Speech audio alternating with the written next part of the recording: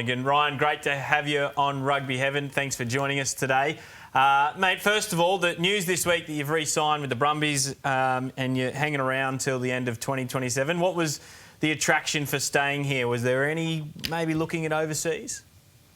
Well, the attraction is my home club. You know, I've loved Brums ever since I was a little kid, and obviously coming up and then watching them playing for them, and then alongside my brother as well. So it was going to take sort of a fair bit to get me away from them, but no, there's not a whole lot going on overseas for me personally. A little bit of attention here and there, but the main motive was to stay at home.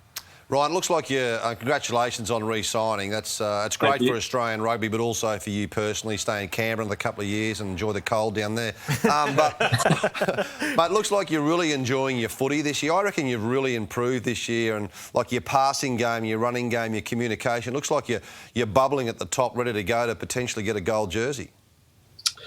Yeah, thanks, mate. I've been pretty confident this year. I've been really enjoying the sort of the consistent game time that I've been able to play, and feel really comfortable within the group. You know, we've got a great group here, and everyone sort of goes about their role really well, and allows people to do what they do. So yeah, I'm grateful for that, and like I said, I've been really enjoying my rugby. Ryan, are you hoping there might be a call from Joe about the Lions a little bit later on, or have you already spoken with him? No, I haven't spoken with him. Not this year. I'd love to get a call. I've been sort of wanting the calls for the last couple of years, and I've actually got a couple, but still no games. So That's all right. I'll just keep chipping away, and we'll see what happens. Mate, you keep playing the way you are now and drag your team deep into finals. I reckon you give yourself a good shot. This weekend you head west to take on the Force. They toppled you in Canberra earlier in the season. Is that motivating you this week? Is there still a bit of sting from that result? Yeah, there is. There was a bit of sting last week as well against the Tars, and now it's time for us to fly over to Perth and try do to them what they did to us. So those games early on in the season can hurt you. So we know how important they were, and we weren't good enough on the night. And they're a different team now. They're class. So especially back at home, coming off a tough road trip. So, we've had a pretty good week. Head over there tonight and ready to rip in. Yeah, Darcy Swain was unbelievable, wasn't he, in that round 2 match where he picked your lineouts apart. I want to ask you about Noah Lolesio and how he responded last week against the Tars. I thought he was outstanding, taking the ball to the line and probably a bit of a weight off his shoulders the last couple of weeks since he's announced where he's going. Yeah, he was really good last week.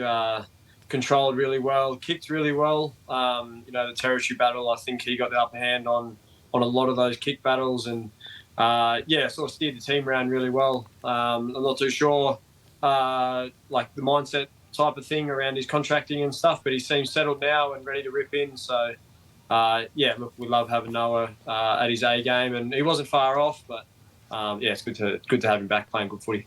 Ryan, sticking with your backline teammates, it is very odd to see someone like Tom Wright go even a couple of games without scoring a try. Somehow all season he hasn't managed to cross the chalk. Is he talking about it? Is it something that's on his mind, or is he just trying to get on with it each week and see if he can score a couple? Because it is a bit strange not to see him running a few in.